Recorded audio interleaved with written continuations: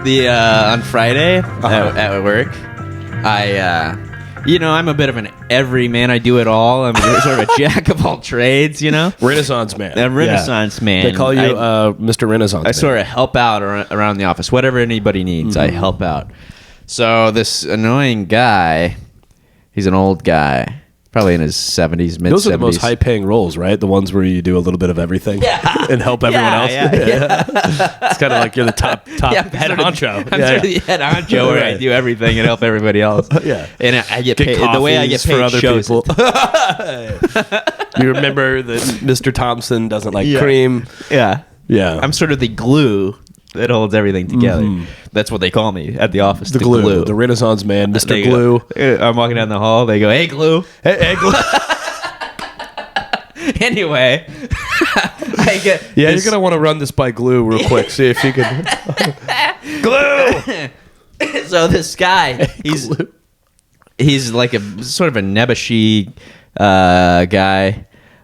Sorry, a what? And he's a bit of a nebbishy guy. What is that? I don't know what that word is. Sort of like a Jewish guy. Sort of a neurotic kind of... Okay. Bumbling fool. Bumbling fool? Yeah. He's not an intelligent neurotic Jew. I wouldn't say he's intelligent. No. Okay, go ahead. So anyway... He calls me into his office. He always has issues with the technology. Right. He says, it seems like a job for Glue. Yeah, he goes, I got to get Glue on the line. So he calls me into his office, and he's on the phone, and this is not work-related. He's doing something with his wife. He's got to sign something. Maybe they bought a car or something. They have to sign a document online, okay? Yeah, right. And he's trying to sign it. Was he got his finger on the screen? His finger on the screen. He's trying to sign it with his finger on the screen. It's not a touch screen. I go, no, you don't. I go, well, you don't have a touch screen. You have to use the mouse. What a maniac! What does he think? What is he doing? He's rubbing his finger on the computer screen. And his wife is on speaker with the other guy who's trying to walk him through this, who works for some company. I don't know what they had to sign something.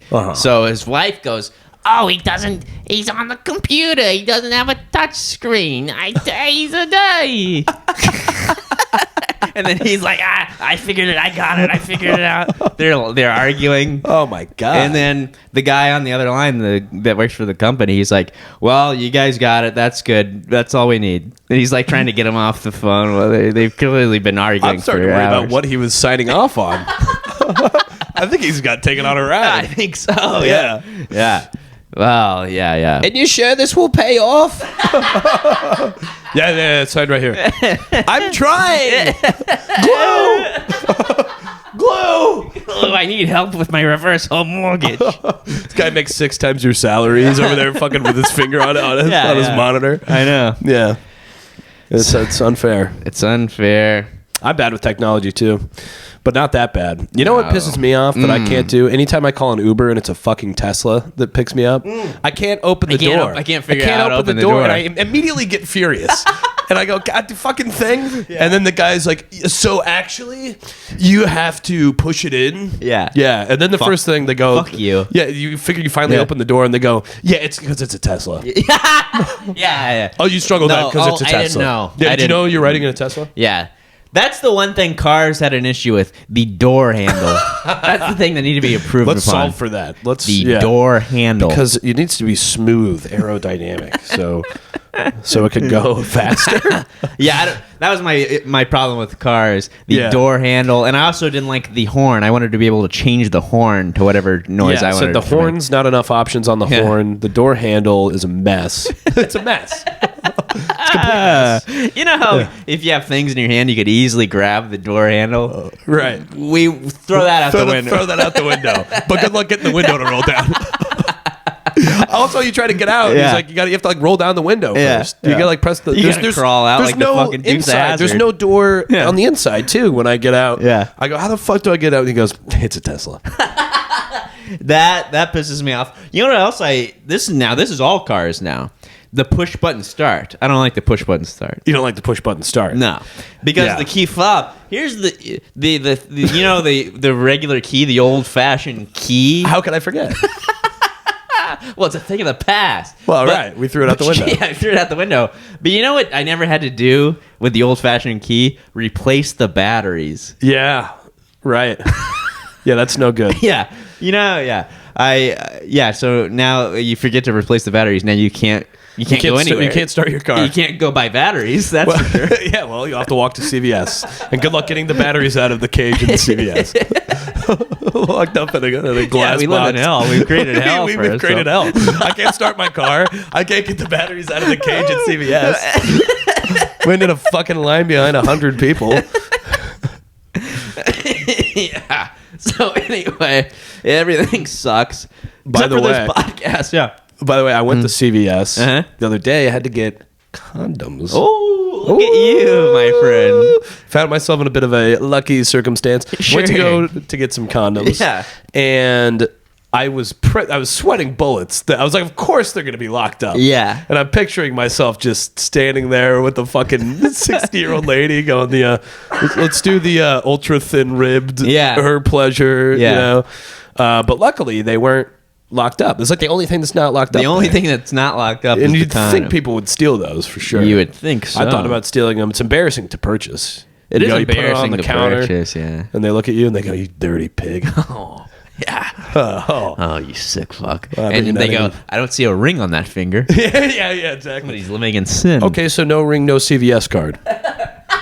Okay. Yeah, and I don't want the CVS card. I don't want anything that... No. It's annoying. It's annoying. I don't want to hit her my fucking phone number. They really don't want to leave you alone. No, they don't. I went to the bodega to buy condoms one time. Yeah. And we know the bodega guy. Yeah. I've done that too. And I go, so Sid, can I get those Trojan condoms there behind you? Because they're behind the counter, so you have to ask for them. And he goes, oh, condoms, yes. And then he grabs them, and they all fall on the floor. Of course, yeah. And then an alarm goes off. Yeah. Condom collapse. Spot floodlight hits you. Yeah, but you gotta wear protection. You gotta wear protection. You know, if you take one thing away from this podcast, you take one thing away. Wear protection, and everything else sucks. Everything else is locked up and can't start, and it's all fucked up. We're gonna find out what else is fucked up going on today, because Trent, this podcast, if you're new to the podcast, or you're just hopping on, this is the only podcast where two comedians read the Wall Street Journal because one of us gets it for free from work. You are correct, sir. What are we going to be hearing first, Trent? Well, we actually we read an article last week about Taylor Swift may or may not be a government psyop. Correct. Well, there's a bit of a letter to the editor. Wow. Fun letter to the editor. Wow. Regarding that. So. Okay, we got a letter to the editor. Well, we're also going to be hearing about the $3,500 headsets from Apple Vision Pro. Oh, those things. The Apple Vision Pro. Fuck off. You're not alone. So we're going to be hearing about some of the folks that have been wearing that. Who are these people? We're going to find out. Losers, dweebs. Can't think of anything. Snarks. Yeah. Snarks. Dweebs. Well, speaking of high-priced items, the Tooth Fairy. Some people are giving hundreds of dollars for leaving hundreds of dollars under their kids' beds for losing their teeth. That's obnoxious. It's inflation. It's inflation. Tooth fairy inflation is happening. Well, speaking of high dollar inflation and money, yes, Trent, there is a last-ditch effort between a few major networks to make sports streaming work. Oh, I've heard about this. They're all getting together and they're throwing a Hail Mary. Yes. And it's going to charge us, they're going to charge us a fortune. An arm and a leg. An arm and a leg. We're going to hear all about the new bid to have the sports streaming platform. Wow. All these companies are going in together. It's coming out this fall. Oh, really? It's coming out this fall. This You're going to fall. get everything on it. Just in time for by the start everything, of the I mean 51% of all sports. Not quite Just everything. in time for the new NFL season. Yeah, which they'll have 2 out of 9 games of. Well, more news, Joe. The FAA and Boeing. Oh! They just can't figure it out. Boeing Part 3. They just can't figure it out. That's not surprising at all. That's not surprising at all. Well, Trent, maybe you're trying to figure out if you and your partner, if your partner is right for you, if they care about you. Sure, yes. Well, there's some viral trends. This is going to be from the Personal Journal. Oh. We're going to hear about putting relationships to the orange test. And you're going to find what that means. I've heard of this. Have you heard of the orange test? I've seen videos of the orange test. It's a viral trend. There's other tests we're going to hear about as well. Ooh. Are they infuriating? Only a little bit. It is infuriating. Well, Joe, you've been going to the gym. You've been hitting the gym. I have been hitting the gym. And it shows. I think it shows. I need to get back. It's been a few days. And I really got to get back. Well, today's the day, Trent. Today's the day you're going to the gym. I got to get back. Well, maybe it might be a good time to take a break from alcohol, too. I was afraid you were going to say that. Taking a break from alcohol can aid in fitness goals. No shit. This is breaking news? Well, no, we'll learn more about that. Okay. Well, if it's going to be you teaching me a lesson, then I don't really know if I want to sit through it. No lessons will be taught. It's just you just stare right at me while you read the whole article. It's just an interesting article I found in the Wall Street Journal. I thought you might be interested. So. All right. Well, anyway, let's hear about this letter to the editor. We should come up with a fun name for the letter to the editor. Wall Street. We'll do it after the podcast. We should figure that out earlier. Yeah, we'll figure that out. This is a letter to the editor. This is from Amy Olander from Yakima, Washington. Made up name, made up city. Headline: The anti-hero knows better. Okay. This is what happens when people think they're journalists. They write headlines. It's no good. Oh, you haven't seen nothing yet. Oh, okay. Lay it on me. I am a Taylor Swift admirer, but not a true Swiftie.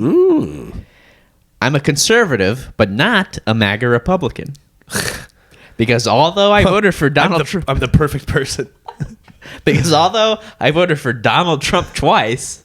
But she's not a MAGA Republican. I like how this is about Taylor Swift. In the first sentence, she's mentioned that she voted for Donald Trump twice. But she's not a MAGA Republican. She only voted for him twice. The only two times you could vote for him. Right. Although I voted for Donald Trump twice, we are never, ever getting back together. Okay, so this is about her and Trump. I'll be filling in a blank space in November. Okay. What does that mean, filling in a blank space? Well, these are all Taylor Swift songs. Oh. She's making puns out of her. Oh, Jesus Christ. I'll be filling in a blank space in November, and any bad blood between Mr. Trump and Miss Swift is his own doing. If his followers begin setting her up to take the blame when he loses, I believe Miss Swift and Travis Kelce will be smart enough to shake it off and not mix politics and entertainment this fall. Imagine your mom writes this to the Wall Street Journal. Yeah, can you imagine? Honey, my article is getting published in the... my letter to the editor is in the Wall Street Journal. Framed in your childhood home. Yeah. I wouldn't be able to look my mom in the eye if she wrote that. She reads it on a Zoom call to your extended family. Could you imagine sitting down and writing that? What a sad life you would live. Well, moms, they don't have a whole lot to live for. They're coming up with puns. They're talking about how they're not going to vote for somebody again. She types that out, and she goes, nailed it. Nailed it. Send. I just got my email back. It'll be in tomorrow's paper. She pops open a bottle of champagne. I'm going to be the pride of Yakima, Washington. Well, good for her. Glad that she got her 2 cents into the Wall Street Journal, her letter to the editor. But you know what costs a little bit more than 2 cents, Trent? That is the new Apple Vision Pro. Yeah. $3,500 headset. Hands off. I ordered mine. Yeah. We have. I got them for the whole apartment. They're coming in the mail. Headline: Wall Street Journal. Hands off. Going out in public wearing a $3,500 headset. Early adopters of Apple Vision Pro are walking magnets for stares and interruptions. No shit. Yeah, you're really asking for it. Yam. I have to get robbed. Get this name. Yam Olisker. Oh my god! Does that sound like a guy who'd have an Apple Vision Pro? Yeah. Hi, my name's Yam. This is my Apple Vision Pro. Yeah.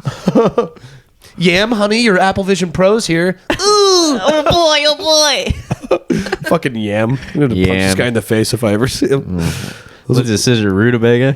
What's that? Rutabaga? Isn't there? Yam, they're similar. Right, yeah. Well, Yam was walking around New York City's Times Square getting stares and questions from strangers. That can happen when you have a $3,500 hunk of tech strapped to your face. God. Olisker, as we know him, Yam, was wearing Apple's new Vision Pro, the mixed reality headset that looks like a giant silver ski goggles. Yet, yes, even in bustling Times Square among naked cowboys, costumed Spider-Man. I didn't know there was naked cowboys, to be honest. You don't know the naked cowboy? No, I'll be rushing over there right after this podcast. He's a piece of ass. He plays the guitar. Nice. Hustling for tips and selfie pics. Evangelicists, I can't say that word. Evangelists shouting scripture about the end of the world, and out-of-towners trying to follow janky directional apps. They're still describing wwho's in Times Square. They're still describing. I thought we moved on. Yeah, I guess I don't need to keep reading that part. Yeah, I need to keep reading that part. Well, it's actually the rest of the article. They just describe list everybody in Times Square. Raphael, the Ninja Turtle, SpongeBob SquarePants, a homeless guy strung out on heroin, a few 100,000 migrants.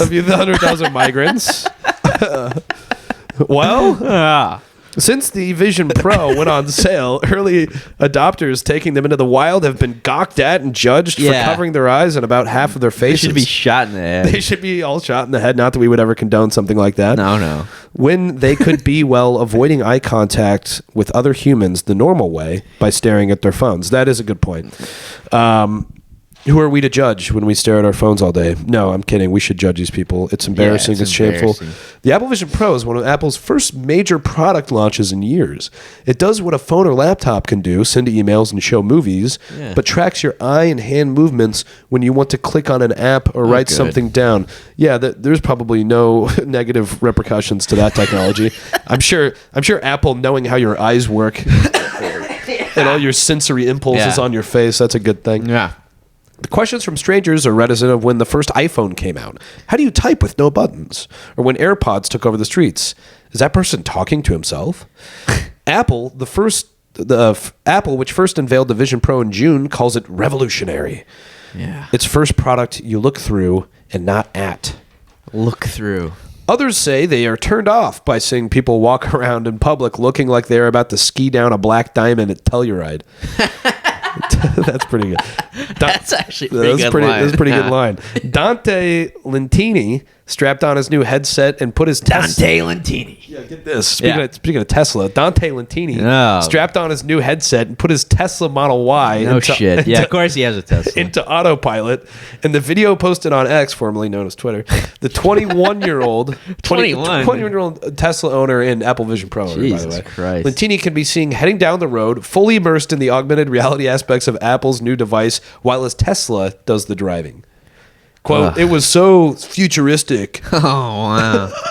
Oh, we're living in the future, baby. This is the future we all wanted. This is some fucking idiot ass clown self-driving car, this Apple Vision Pro. What are you adding to society? You're literally just you're a meek vessel behind a veil of absurd luxury technology. Yeah. This guy's a useless fucking spoiled fuss drum. I'd love to break a beer bottle over his skull. I'd love to break an Amstel Light over his fucking head. Anshel Sag. What are these names? Anshel Sag. Yeah, imagine that's your girlfriend. This is my girlfriend, Anshel Sag. Oh yeah, lovely to meet you. You just saying her name, Anshel. Oh, Anshel. Oh, and Anshel. Oh, you don't know what you're doing to me, Sag. Anshel. Oh, I love it the way you sag. A 34-year-old tech analyst in San Diego says, it's actually a guy. It's a guy. Bullshit job. Anshel's a guy. Says his 1 month. That changes things. That changes everything. I respect him. Man, he's a good man. This is my boyfriend, Anshel. That's still rough. Still rough. Well, he said his 1-month-old daughter had fallen asleep on his chest when he came up with an idea. Quote, I asked my wife to bring over my headset, he says. That's my favorite part. He watched about 30 minutes of Avatar Way of the Water. As his baby napped blissfully, unable to hear the noise from the movie. Now we've watched the first 30 minutes of Way of the Water. It multiple times. Can you imagine having a sleeping baby on your chest while watching the first 30 minutes? It's a laugh riot. Oh, it's the funniest movie I've ever seen. We've watched it 3 times in a row together. Yeah. We haven't made it past an hour because we wear ourselves out from crying laughing for the first 30 minutes. Oh my god. Funniest thing I've ever seen. Ever. Yeah, jeez. I had that one. This is like the worst guy you could possibly imagine. Everyone in this article, the Tesla owner, a fucking guy who loves Avatar too. Yeah, a guy named Yam. Yam and Sag and Anshell. These fucking Yams and Sags and Anshells. They should all be fucking rounded up. Locked away. Locked away. Throw away the key. Put into a lead vessel and dropped in the middle of the Atlantic. Oh my god. Well, that's pretty much it. Wow. So yeah, Sag, Anshell. That's infuriating. Yeah. Wow. Well, I thought that's really that article gives this one a run for its money, because I thought this was one of the most infuriating articles I've ever found for the podcast. Oh, really? Yeah. I'm excited. Well, this is from the Wall Street Journal, Joe. Oh, the Wall Street Journal. Got it. Headline: Tooth fairy inflation is real. Now some drop $100 bills and gifts. Parents are going bigger for the mini milestones, but others are pushing back. Yeah, good. Yeah. $100. What does an 8-year-old need $100 for? Exactly. To buy a headset? Put it towards a Apple headset. Put it towards her Tesla? Put it towards her Tesla, yeah. Now, when you were a young boy, what'd the tooth fairy leave you? Quarter. Did go up to about $1. Yeah, a quarter, maybe $1. It's probably topped out. This is how opposite the way I was raised is compared to this. One time, my stepdad, as a joke, I'm 8 years old. Yeah. I have a tooth. I put it under my bed. Yeah. And the next morning, instead of money, there's a note that says that the tooth fairy is filed for bankruptcy. And will not be able to meet his obligations. Oh, no. Yeah. And I'm 8, so I cry. Oh, wow. and then my mom was like, What are you doing? Like, who's this joke for besides you? Yeah. He's not old enough to get. He doesn't really. Yeah. He doesn't understand a classic bankruptcy joke. Yeah. He like typed it out. Yeah. You know, and it was like, oh, whoops. You know, and then he just handed me $5, and I go, when you hand me the $5, that's no good. No. Just hand me money. Yeah. Wow. Man, it's like taking a girl to a dive bar on a terrible date and then handing her $100. Yeah. Like, here's what it would have been. You know? Enjoy your ride home on the G train.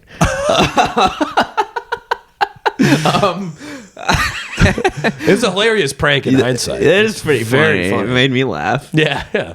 Isn't the tooth fairy though is the hardest one to do? Because you have to leave. You have to lift your sleeping kid's head up. Yeah. And put your hand. You have to find the tooth in his fucking sheets. And if they see you for a second, the whole charade is over. They're live. And then their dreams are crushed. They use deduction to go, well, what about the Easter Bunny? What the Easter Bunny, and then, God forbid, Santa Claus. Tooth fairy's tough. How do they do that?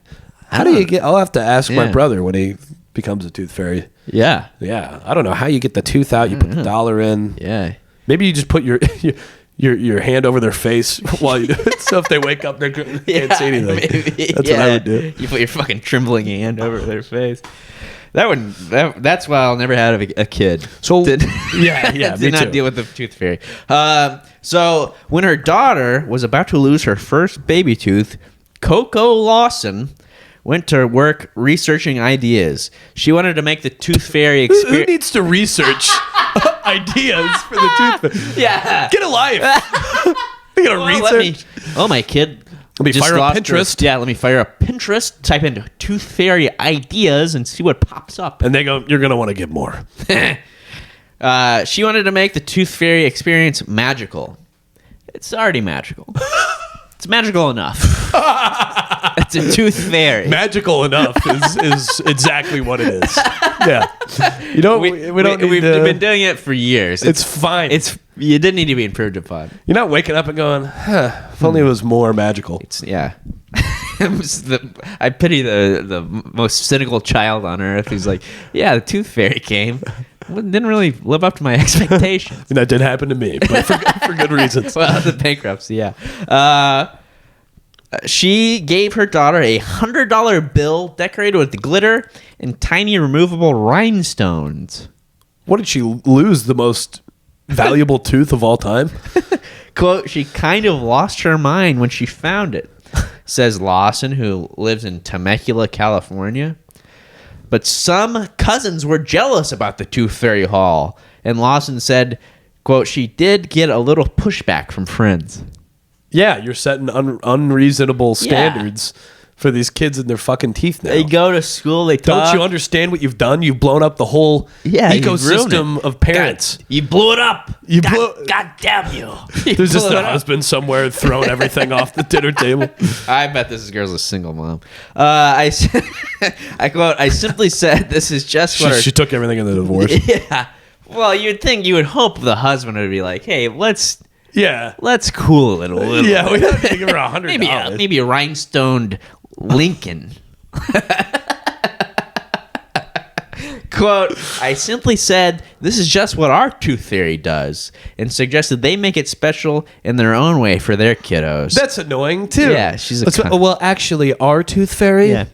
Our Tooth Fairy's better. Yeah. So why don't you tell them that? Why don't you tell them that our Tooth Fairy just made partner? Yeah. I think it's the mom's way of it's showing off. This is what expressing her status. This is what we get into this. Oh. So she works she works as a model and actress. Oh, her outlay, I've never heard of her. Well, her husband's probably a president of a Fortune 500. Her outlay dropped to $20 for subsequent teeth. Kind of a steep drop off. You don't start with the 100 and go down to 20. No.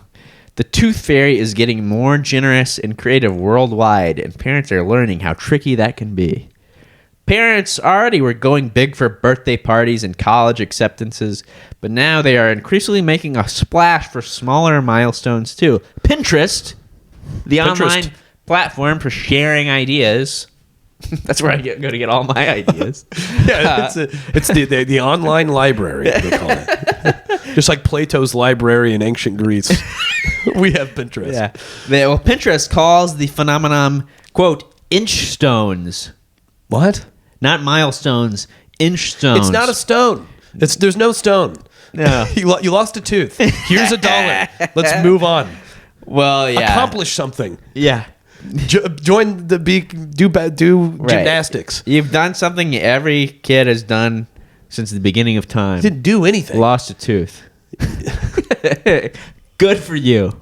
That's it. If I have a kid, I'm going to make him join the military school. As soon as he loses his first tooth, you're going to military school. Yeah. You're going to boarding school, you son of a bitch. Yeah, he's getting the bankruptcy note. A poll last year by Delta Dental, a large U.S. provider of benefits, pegged the average payout per lost tooth at a record $6.23 from $5.36. Imagine getting $6.23. Yeah. Who's giving cents? How do they get cents? That's the average. It's the global average. Yeah, the global average. But you think that's up from $5.36 in 2022. It isn't just inflation delivering a bite. Is doing these statistics? I mean, can't we be solving for something else? The same poll found 20% of children now receive both money and something else. Often a gift for each lost tooth. My God. Cash, a video game, sometimes an iPhone. Now, if your kid is still losing teeth, they should not have an iPhone. I'm going to go out on a limb and say that. Yeah, I agree. Also, imagine a full video game. A video game for a lost tooth. Yeah. I got a video game for Christmas. That was my whole Christmas present from my dad one year. Yeah. Stocking full of candy, and then a video. I got Donkey Kong Country. That was Christmas. Wow. Tooth? Yeah. You're telling me you get that on tooth? Yeah. Well, Biden's America. This is Biden's America, yeah. Cash, a video game, sometimes an iPhone, says Mark Burhin, a former practicing dentist who runs AskTheDentist.com.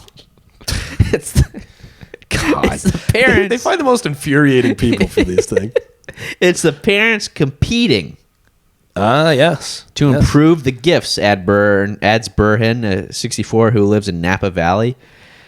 His 35-year-old daughter, Catherine Burhan, who co-founded the website, says she is bucking the generous gifting Tooth Fairy trend. She recently enlisted ChatGPT late one night to write a note from the Tooth Fairy.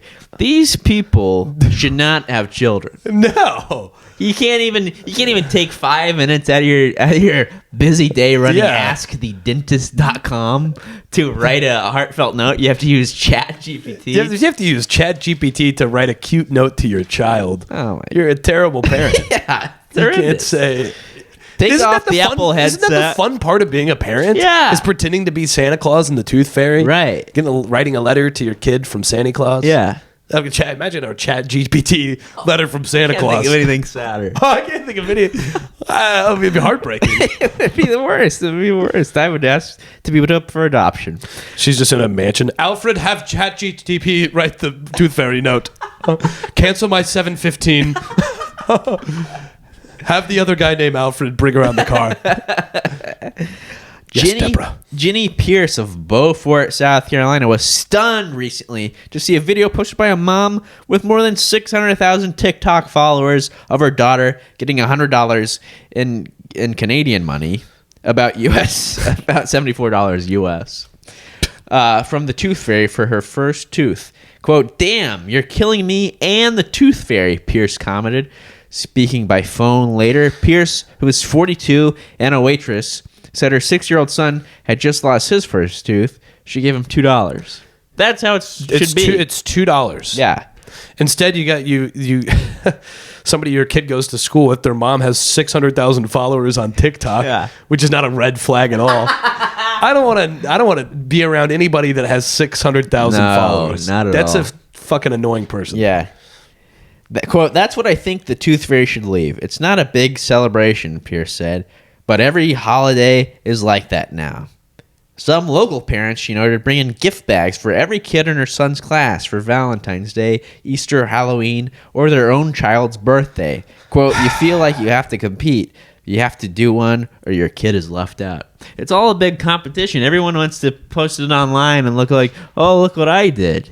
Right. It's about them. Yeah, it's not about the kids. They'd walk over a dead child. They'd walk over a dead child. They're having ChatGPT, right? They're writing a message on their lunch. Right. Have a good day, honey. Written by ChatGPT. Yeah.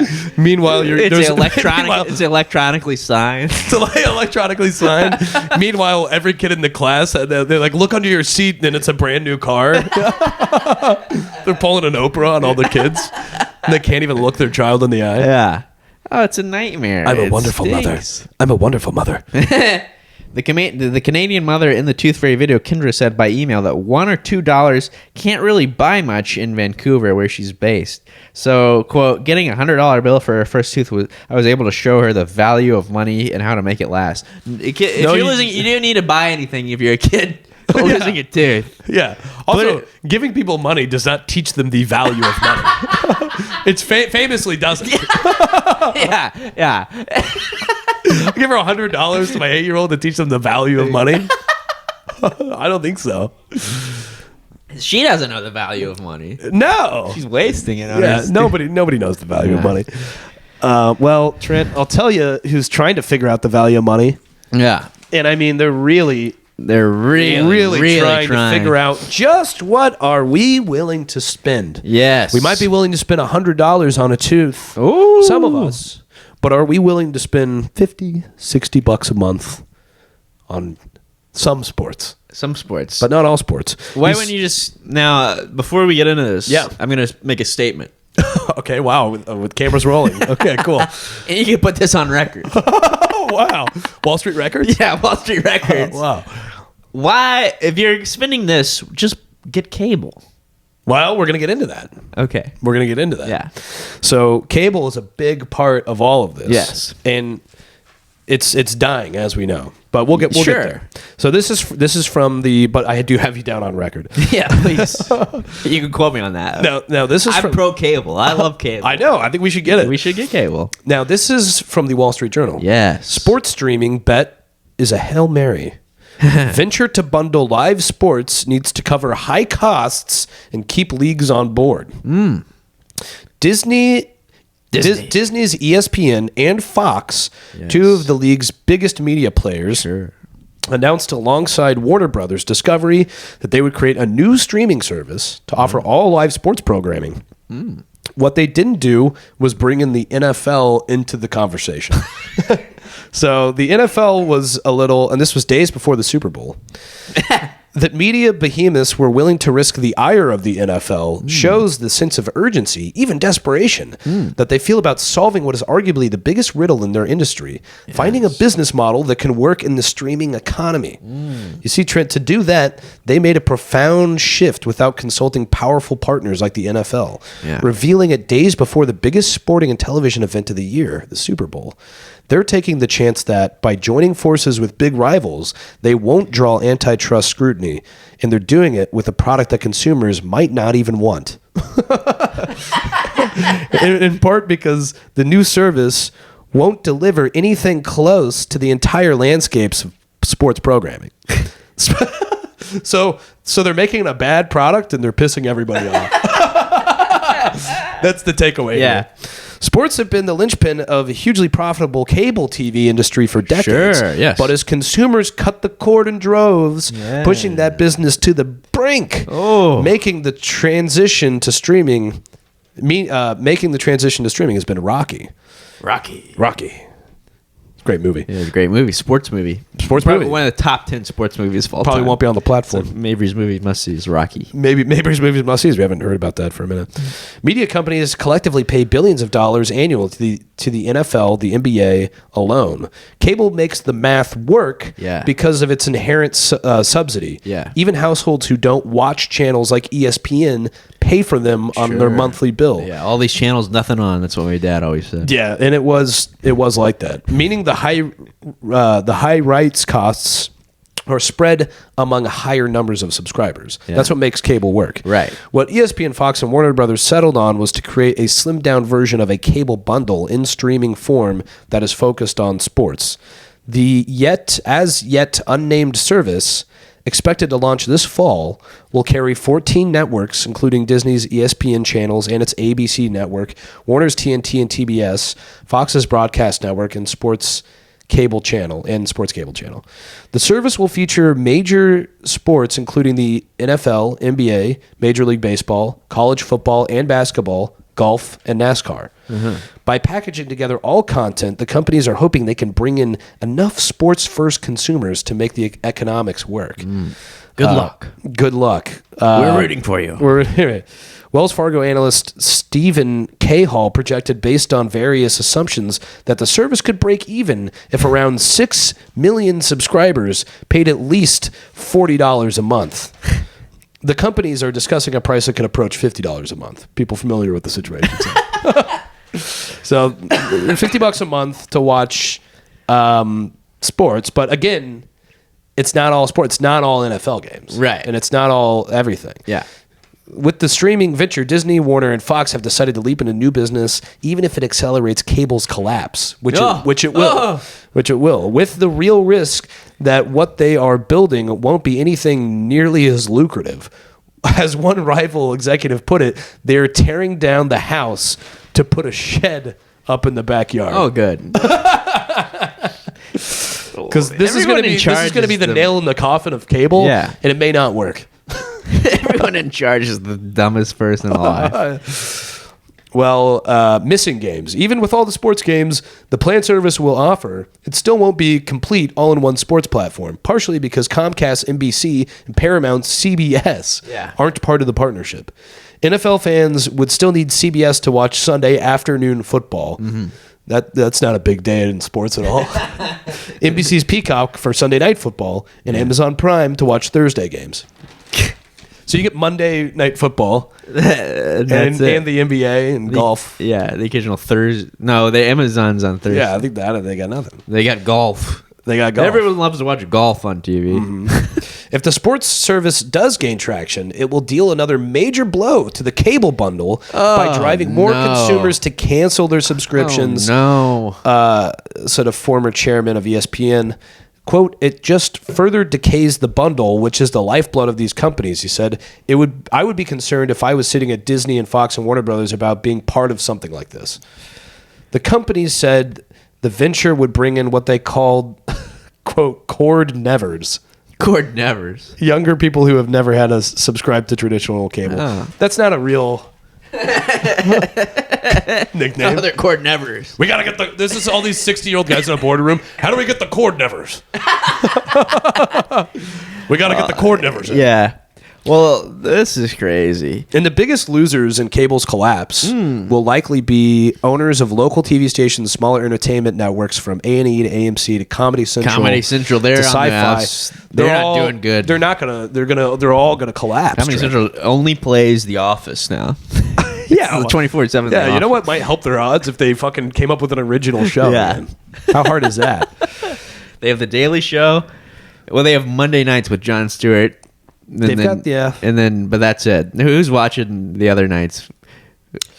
Well, the talks for the new venture quickly move forward, and people familiar with the situation have said that the hunt is now on for a chief operating executive. Ooh. What about that guy? Did you see the David Zaslav, the head of Warner Brothers Discovery, who's like canning a bunch of movies to get like tax write-offs, like movies they've already filmed? Have you heard about this? Oh, really? No. Yeah, well, they had Batgirl. There's no Batgirl? There's no Batgirl. It's a complete movie that they filmed. It's finished, and they go, we're never releasing it. We're going to write a tax write-off. That's insane. That's insane. Yeah. And now that really interrupts my masturbation schedule. I don't know what I'm going to jerk off to now. The Batgirl's not in it. I was really looking forward to that. Yeah. Let's see. The structure could pose challenges. Fox, NBC, and Disney owned the streaming service Hulu together, but often disagreed on strategy. It was at times referred to as Clown Co, partly because of the struggles to formulate a unified approach. It's never good. So it's not going to work. It's going to kill cable, and they're not going to be able to agree on anything. So it's never good when your employees refer to your company as Clown Co. Yep. So we have that to look forward to. Wow, $50 a month for one NFL game, and the official end of Comedy Central, cable, A&E, Time Warner, whatever. Stinks. That's depressing. And it won't work. So and it won't work, and everyone in charge is a bunch of clowns. So. Everybody running. Well, speaking of clowns, Joe, there's more clowns. This is from the Wall Street Journal. Oh, okay. Headline: The FAA keeps trying and failing to fix Boeing. Agency vows to change oversight after door plug blowout. Something we've covered a few times. The great door plug blowout. After two Boeing 737 MAX crashes 5 years ago that killed everyone aboard. Air safety regulators. It's crazy how that wasn't. I mean, sure they got flack. They're getting more flack for like the door flying off. Yeah, the door flying off. And I didn't even heard about this. I remember. Well, air safety regulators cranked up the heat on the plane maker. They didn't crank it up high enough, apparently. Yeah. The Federal Aviation Administration. The FAA. We have friends of the show. Welcome anytime. We love the FAA. Love having the FAA on here. They're under fire for being too soft on Boeing. Assigned more people to oversee the company's production. FAA inspectors, not Boeing's own employees, would now do the final safety check on each 737 MAX. Boeing would add back quality inspections it had stopped doing. 2 FAA inspectors would keep tabs on Spirit Aero Systems, Boeing's troubled supplier of door plugs and other equipment. Troubled supplier. When the problem-plagued 737 MAX was finally cleared to fly again in 2020, the FAA's then-chief, Steve Dixon, called it the most heavily scrutinized transport aircraft in aviation history. It still wasn't enough. Telling reporters, I am fully confident that the aircraft is safe and I would put my own family on it. Those comforting words look a lot less reassuring after a door plug blew out midair on an Alaskan Airlines 737 MAX. I could have sworn we were good. On January 5th, this is a good quote coming up. And the National Transportation Safety Board reported Tuesday that 4 critical bolts needed to hold it in place were missing before it flew off the jet. Quote, "That can't happen," Dixon, now a consultant, said on Saturday about the blowout. Well, it did. He still believes the aircraft is safe, he said, but that assumes they're put together properly. Yeah. I mean, it seems like the whole reason they're not safe is because they're not put together properly. Yeah. Well, yeah. No, but it's like when you bomb and you're like, yeah, I shouldn't have bombed. I meant to be funny. Had I been funny, I wouldn't have bombed. I'm confident that I would not have bombed had I been funny. I'm very confident in saying that. And you can quote me on that. You can quote me on that. And they pay me $1 million a month in consulting fees. This is why I'm jealous of consultants. Yeah. You get to say non sequiturs and they pay you $1 million. Yeah. On Sunday, Boeing said it would have to rework 50 undelivered 737 MAX jets because of newly discovered misdrilled holes. Yeah, they're every plane. The doors could blow off any one of them. You get Mr. Magoo working on this. Yeah, I know. You think a guy knows how to use a fucking drill if he's working on a literal Boeing? Yeah. That's insane. You're not building a shed in the backyard. The ESPN's doing that. They're tearing down the house and putting up a shed. Yeah, a rickety shed. This guy's working for Disney and ESPN. Anyway, the wind blows, it's going to blow down. Now the same old questions are resurfacing about the effectiveness of the FAA and its largely hands-off regulatory system for overseeing Boeing. The agency has so few people watching over Boeing relative to the size of the production operations that a former government official familiar with the oversight likened the process to looking through a keyhole. Yeah, okay. Wow. So it sounds like there's really not a lot of oversight. No, none at all, really. Boeing employs more than 12,000 in Renton, Washington, where 737s are assembled. The FAA had 8 inspectors assigned to the plant there last year, up from 2 in 2018, according to the former government official. Quote, "That's not enough people to monitor the restaurant operations at the site," said Ed Pearson, a former senior Boeing production manager, who raised concerns about quality problems at 737 factories after the crash. Yeah. So there's eight people watching over 12,000 people making hundreds of planes. Hey, but it's up from 2 people. Yeah. What would 2 people do to watch over 12,000 people making airplanes? I have no idea. Here's what I would do. If I was one of those 2 guys, I would just look like I'm always in a hurry. But I would never be doing anything. Yeah. I'd be like, I'm really swamped right now. So, Boeing Chief Executive David Calhoun said last month, quote, "This increased scrutiny that comes from us or our regulator or from third parties will make us better. It's that simple. We need people to watch us, otherwise we'll just fuck off." It's like a guy with a drinking problem, or like something. As long as everybody, we need a good support system. Yeah. I need people watching. I can't trust myself to make airplanes that won't crash. I want you to get over here and really keep an eye on me. Yeah, they need a sponsor. Otherwise, I might get bad ideas. They need a sponsor. Yeah, I don't want to be a bad boy. Oh, very, very bad boy. We just can't help ourselves. The Alaska Airlines accident has prompted the FAA to once again stiffen its public posture amid an investigation into the accident. It has capped Boeing's production to 38 MAX jets a month. Still seems high. Also, how many planes do we really need to make? Yeah, aren't there enough already? Yeah, it's like porn. There's always more. Yeah, we have enough to last a lifetime already. Yeah. It's like porn.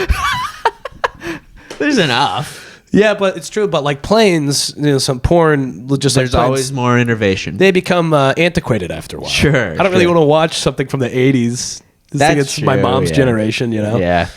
Giant bush. That's true. Some of these planes, they get a giant change. The bush on the plane after a while. Becomes, yeah, but what about this? You would think they would come up with a better way to take off a plane than go really fast. It's the only way we can think to do it. They've never There's no more innovation. They just go. They put the fucking pedal to the metal. Pedal to the metal. What if it doesn't go up? Yeah. You got to pull up. They got to really hit it hard. That's the only thing. And then also, you think they'd find a better way to land a plane because that's the scariest part. Yeah. Also, I think anybody can fly a plane or maybe even take off with one. Taking off's easy. You just gun it. Yeah, you pull gun up. it. Yeah. When you're up there, you're up there. You're up there. I mean, what do you? It's like the guy with the Tesla. Put it on cruise auto control, drive. Put your fucking Apple Vision Pro. Yeah. On. Now landing the plane's the whole job. That's the hard part. And nobody could. Every plane that I got, it feels like a crash landing every time. Yeah. There's one big bump, and then we're off the ground for like what feels like 30 seconds, and I'm like, oh my god.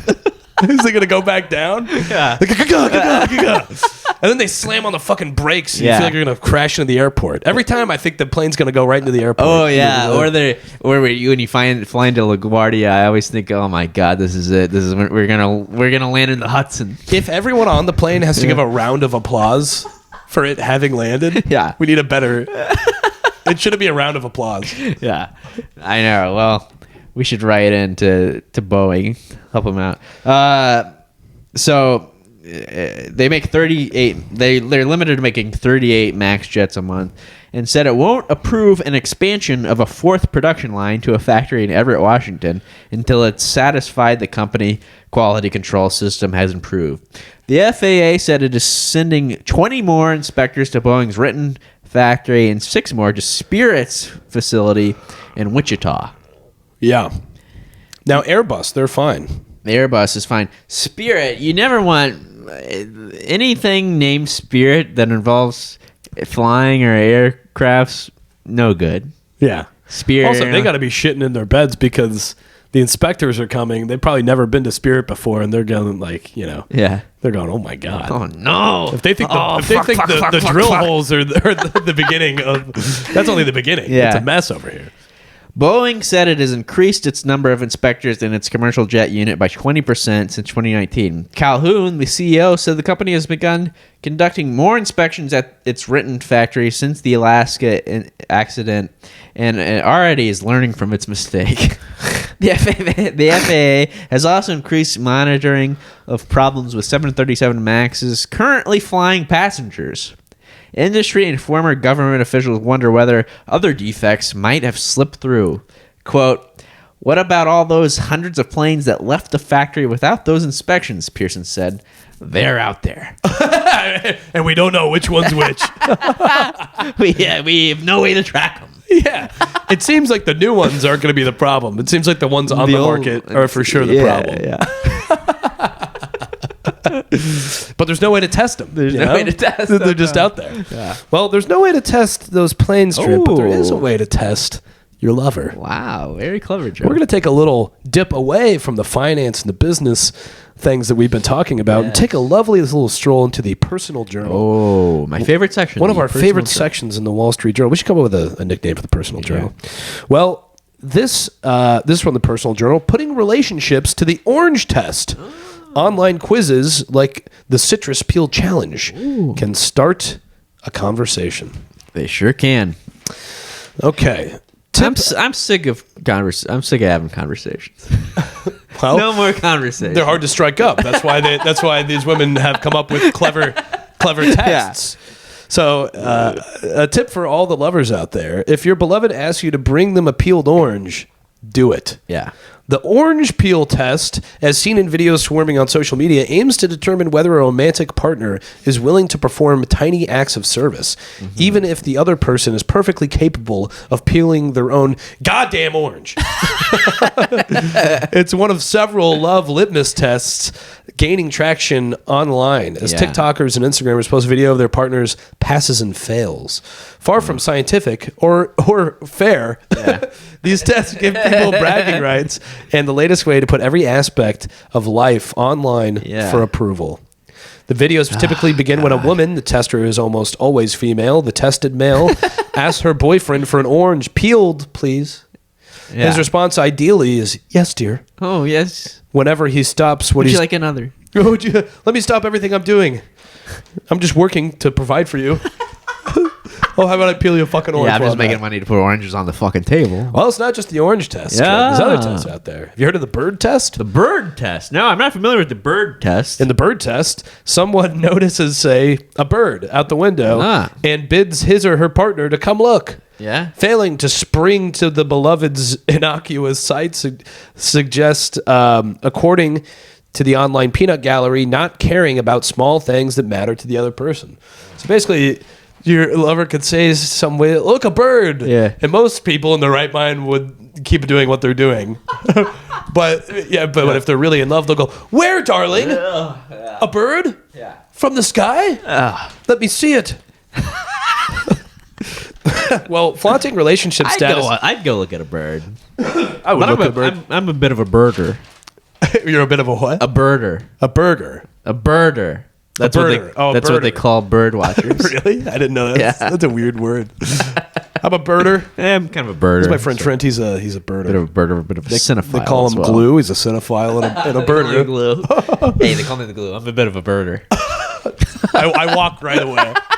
If I meet a guy named Glue, I would run. Any nickname, I walk away. Yeah, nickname's no good. Nah, stinks. Yeah, this is Rex. Sort of the king where he's from. Well, flaunting relationship status online is a tale as old as Facebook. Jesus Christ.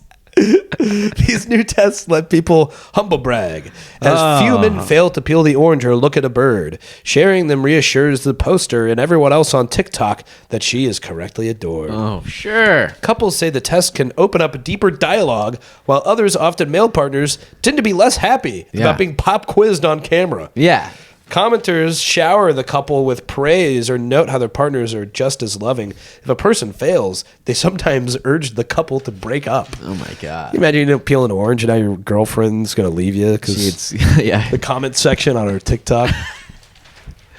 If I'm in a relationship, I don't want you pointing a camera. No, you better not ever point your fucking phone at me. Yeah, it has to be some camera. Yeah, ask me some fucking question. Bullshit trap. How about you treat me like a human being with a little bit of dignity? Yeah. And don't try to trap me online. Instead of a fucking monkey at the zoo. Did you see the video of Will Smith and fucking Jada? A while back. Where she's got the camera. She's got the. I think it was pre-slap. Yeah. She's got the camera on him. Yeah. And she goes, "Hasn't our marriage counselor done wonders for us?" And he's like, he goes, yeah, and then he goes, social media is my bread and butter. I don't want you posting. I don't want you fucking it up for me. Guy makes movies. Social media is his bread and butter. Yeah. Also, I've never seen him on social media at all. Yeah. Oh, but I do see him in movies every year. Yeah. Well, not since. lately. Yeah, is he done? Lately. I'll never watch a fucking movie he makes again. Yeah, I'll never watch it. Well, I'm not going to watch a movie that he's not in again. Because I'm with Will. I would have slapped the shit out of him. If you say, how about get your fucking my wife's name out of your goddamn mouth? This lady, you don't know what it's like. She's doing the orange test on me every day, doing the bird test. I come here, she drags my ass here. She's bald and I can't get it off. She's bald. You make fun of her. My son's friend. I'm about to snap. Yeah, she's fucking my son's friend. She's making him crazy. She's a monster. She is a monster. She's a monster. She drove him to a dark place. Evil incarnate. And then he slaps a guy, which was no good. No. But then he's got to really get an earful from her. Now they're probably in couple counseling. Yeah. Well, anyway, that was a bit of a side tangent, but that's what the podcast is for. Well, Cynthia Huang Wang, a lifestyle content creator in San Francisco, recently tried the orange peel test on her husband, Trent. Oh, no. What happened? I'm on the edge of my seat. Who isn't active on social media and is oblivious to TikTok and Instagram trends. He peeled the orange, then broke it in half. Oh. And it was easier for her to eat. In other words, that's lovely. What a loving man. Huang Wang, 29, says the test made her feel grateful. Quote, a lot of girls didn't get their orange peeled. She said. So didn't get their orange peeled. A lot of God. If you must do can't peel an orange, can't find the clit. I'm good for nothing. I can't fucking win. Also, peeling an orange, I've never figured out a good way to do it. Yeah, first of all, I don't know how to peel an orange at all, even for myself. Yeah. But doing it for somebody else is crazy. Yeah. Also, I'd take your me an hour and girlfriend's a going to half go, hey, honey, can you peel me an orange? You go, just a minute. You don't fucking love me! What is this? Yeah, if my girlfriend asked me to peel an orange, and she was recording me, the video would take a fucking hour and a half. I gotta peel. It takes me an hour and a half to peel an orange. Yeah, I'll go there. I got a hand saw. This is impossible. Yeah, it's nuts. I've never figured out how to peel an orange or how to successfully rip off Saran wrap. No, can't do that. It's everywhere. It wads up into a ball in my hand right away. Yeah, can't peel an orange. You have to birth a child to figure out how to. Yeah, they really know how to do it. Yeah, an orange is no good. I'm cracking it on the thing like it's an egg. I can't break in. Yeah. Yeah, I usually bite the peel off to get it started. Oh, yeah, but she might not like that. She might not. Well, I wonder what TikTok would have to say about that. Well, a bit of a probably a red flag. Might be a bit of an orange flag. Oh, orange flag. If you must do it, it's good to do something like the bird test 15 to 20 times. Eastwick says. This is somebody else. Your partner could have other things on his or her mind. In passing or failing doesn't mean it's good or bad. Whatever the result could be a chance to start a conversation to recreate a shared reality that makes both of you happy, he says. Imagine doing the bird test 20 times. Just break up with them. Just break up with them. I can't tell my partner loves me. Look, a bird! Every day. Every day. Plane! It's a bird! It's a plane! Oh my god, that's insane. He's 4 and 7. I need to run it 6 more times. Marks on the wall. She sits down. You passed the bird test 8 times. So I called you 20 times to look at a bird, and you didn't come.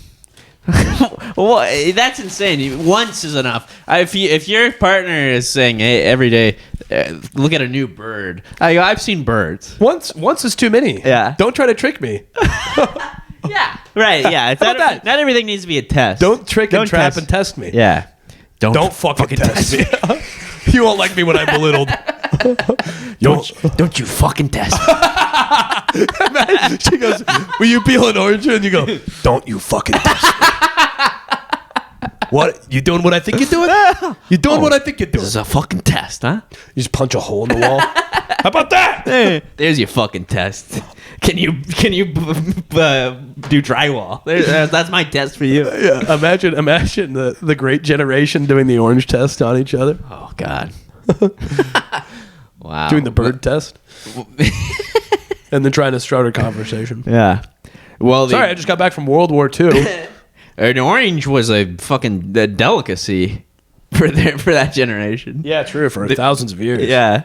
They put it in their stocking. That was their gift for Christmas. It's 1540. Now someone goes, test. will you bring me a peeled orange? Yeah, let me get on my boat and go to the Americas. I guess I'll sail across the Atlantic. Is that what you fucking want, Margaret? That's when you know you're really loved. Yeah. No problem, honey. Yeah. Let me just get a crew of 200 sailors. 3 boats. Get it financed by the Crown of Spain. Pray to God I don't get scurvy. Trying to find the Strait of Magellan. What's this all about anyway? My fucking old lady. I got to bring her back in orange. She's on my ass. She's all the way up my ass. She's up my fucking ass. Driving me to drink.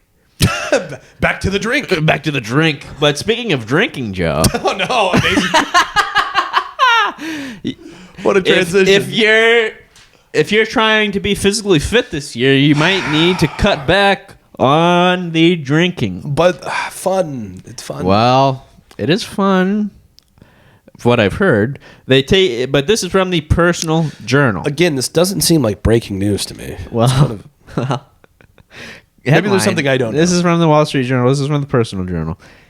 Headline: Taking break from alcohol can aid in fitness goals. Like many, I embraced my first dry January this year and consumed no alcohol for 31 days. Anybody who does dry January has to write a fucking article about it. Yeah, it's like being a vegan. They can't fucking shut up. Yeah. Any conversation. I embraced my first dry January this year. So. Yeah, so. Oh, that's very cool. My main motivation? Curiosity. I don't care. That's what killed the cat, I've heard. I eat healthy and exercise regularly, but allow myself a glass or 2 of wine. 3. With dinner. Okay. Every night. Every night she drinks a glass or 2 of wine with dinner. With skipping my nightly tipple. This person sucks. This person sucks. Affect how I felt or boost my fitness during or after the month. I asked experts how alcohol affects our health and fitness, and whether 1 month of abstinence could move the needle on our fitness efforts. Yeah. Yeah, that's the article. Of course. They said yes, and I said okay. That should be the article. Did I mention I'm doing dry January? Should be 3 sentences. They agree that it depends on how much and how frequently you drank before. Some say you might see small gains in performance, where others say the boost in your overall health outweighs the boost you'll see in your fitness. Okay. If you've been hitting the gym but haven't seen any gains, alcohol could be the blame. Well, people who exercise more tend to drink more, according to a study by the Cooper Institute in Dallas. See, that's interesting to me. I didn't know that. Yeah, that is interesting. They think one exercising you can turn to the bottle more. Well, they go, I did my job today. I did my job, yeah. Time to tie one on. Now it's time to tie one on, throw a few back. I'm going to get drunk fucking tonight. hog wild. I'm going to get mean drunk tonight. I'm going to get mean drunk. After my fucking weights through the wall. Yeah. But exercise doesn't cancel out the effects of alcohol. Common misconception. Alcohol cancels out the effects of exercise. Sounds like it's the same thing. Says Stella Volpe, department head of human nutrition, foods, and exercise at Virginia Tech. Well, of course he's going to say that. Why don't you ask the head of Anheuser-Busch how he feels about it? It's a one-sided thing. Yeah, it's sort of biased. It seems biased to me, and I'm no expert, no journalism expert. Alcohol travels through your bloodstream to every organ and tissue in your body, causing dehydration and slowing your body's ability to heal itself. Well, I don't know about that. It also impairs protein synthesis and reduces insulin, which stimulates muscle growth. Well, see, now they're just making... that's just conjecture at this point. Ingesting alcohol immediately after training or competition can reduce the rate of muscle protein synthesis, or how we build muscle mass, by 37%. Research shows. After a competition, you're gonna tell me I'm gonna win the big competition and not have a fucking pop of champagne? Win my karate competition, and I'm not gonna knock a few back. Yeah. What are you, fucking nuts? What's the point of the contest? Win the Super Bowl. I'm gonna take it easy, guys. I wouldn't want to lose any muscle mass. Yeah. What's the point of winning? Well, Travis Kelce better be worried. He's knocked him back in that parade. He knocked him back. Yeah. And another thing happened at the parade. Yeah, it was pretty sad. So you may want to skip the post-race beer, or at least wait an hour. You know what? Fuck them. Be sure do the post-race beer. This is bullshit, dude. Or at least wait an hour. They're leaving one thing out of the equation. Yeah. Was it sure if you're only in it to like have muscle mass or whatever? Yeah. Then fine. But it sounds like they're talking about people who also enjoy drinking. Right. I think if you do both, you're better than if you just don't work out. Yeah, I also don't think, unless you're a bodybuilder, right, you shouldn't be jacked. Nobody should be walking around. Nobody should be jacked. Yeah. Also, you finish a marathon and they hand you a beer at the end, and you go, "I really want the beer. I just finished a marathon." Yeah. But I read an article in the Wall Street Journal. I better wait an hour. Yeah. If I wait 1 hour. Yeah. If someone drops the alcohol and concentrates on good nutrition and exercise, they could lose up to 5 pounds in 1 month, says Dr. Brian Shapiro of Jacksonville, Florida-based cardiologist at the Mayo Clinic. When people drop a few pounds, they often see their exercise performance improve. What the Mayo Clinic is that? It seems to have nothing to do with mayonnaise. No, it's kind of the opposite of mayonnaise. Yeah, the opposite of mayonnaise. Yeah. Mayonnaise bad for your health. The Mayo Clinic apparently good. Why don't they should rename it to the Narc Clinic? Yeah, the Dweeb Clinic. Shut the fuck up. I'll go to the Mayo Clinic and have a good fucking time. I'll have a sandwich, I'll have a turkey club and a fucking beer. Because I want to enjoy my life. I just ran a fucking marathon. Let me live my fucking life. Yeah, let me be miserable with perfect muscles. A 1 month break from alcohol can lead to improvements in insulin resistant blood pressure and body weight, according to studies from the National Institute of Alcohol Abuse and Alcoholism. Your liver filters toxins like alcohol from the blood will also thank you. Shapiro notes that new exercisers often see the biggest benefit from cutting out alcohol because they feel more energized, which makes working out more enjoyable. Plenty of people I'll stop drinking. take a break. Thank you. Yeah, you're just doing this to me. Thank you. I appreciate it. Plenty of people who take a break from drinking start up again. A break is certainly better than not stopping at all. Yeah, we got it. No shit. Full Pay recommends moderation and says one of the biggest takeaways from a month without drinking is that it allows people to check in with their habits and think about why they reach for a drink. Who is this news to? Dry January didn't make me decide to give up alcohol, but I also planned to cut back. My month without it made me realize drinking wine with dinner had become a habit. Did I miss it? Only when I was out celebrating a special occasion or when I was at a nice restaurant with fantastic wine. I plan to try to make alcohol a treat, just like dessert, and I incorporate more dry spells throughout the year, especially if I'm training for an athletic event. Good for you. Fuck off. Good for... good for you. Why don't you put it in the fucking Wall Street Journal? What athletic event is this bitch training for? That's so annoying. So now I only have alcohol on special occasions. Submit to the Wall Street Journal for publication. Same lady who gives her child $100 for the tooth fairy. No, it's all very good and well. It's all very common sense, obviously. You're going to be better. Everything's going to work better physically in your life if you don't drink. Right. But you're not going to be jumping on the tables at 2 a.m. No, at Coyote Ugly. Making out with some lady you just met. No. Kiss that goodbye. You don't get that. You don't get that at the end of a race. Yeah. Do you? No. Do you, honey? I don't think so, Toots. I don't think so. Wow. Well, that's been the pod. Yeah, that's what are our takeaways today? If you want to get fit, cut back on the booze. I think that don't live your life trying to show off to other people. Don't live your life showing off to other people. Figure out how to manage your money. Don't build a streaming service nobody wants. Yeah. Don't give your child $100. Don't buy a fucking Oculus Rift and be an asshole. Just save it all to spend at the bar because you are not doing Dry January, baby. Woo! All right. Well, that's been the pod. Please like, subscribe, and share. Thank you guys for tuning in. Hopefully, we get some of those listeners from last week back. We had a big one last week. We had a big one last week. Huge. A hot one. Hot one. So, and we appreciate it. Tell your friends. Share the podcast. Share it. Why not? And send it to a friend. You might, hey, you like reading news stories? Have these guys do it for you.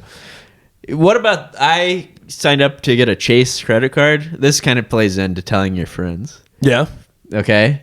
And the one of the offers was get $50 if you refer a friend. Could you imagine doing that? That's crazy. Yeah. You're talking to your friend and you're like, hey, sorry about to hear about your miscarriage. Have you heard of Chase Bank? You know how every conversation with a friend starts? Have you heard of Chase Bank? Are you familiar with Chase Bank? They do that, and then they'll be like, you use like something like a fucking app they make you install to use your insurance at a doctor's office, and then you get a notification from them that says, how likely would you be to refer this app to a friend? What are you talking about? In what world? I'm never bringing this up to anybody. No, but you know what you should bring up to everybody is the podcast. Spread the word about the podcast. Spread the word about Chase Bank. I get $50. $50, actually not a bad deal. Are you referring me right now? Is that what's happening? Yeah. I need that money. This is the ultimate orange test. I just got orange tested. Well, as always, I'm Joe, signing out. Oh, and I'm Trent, signing off. We did it backwards. Bye-bye.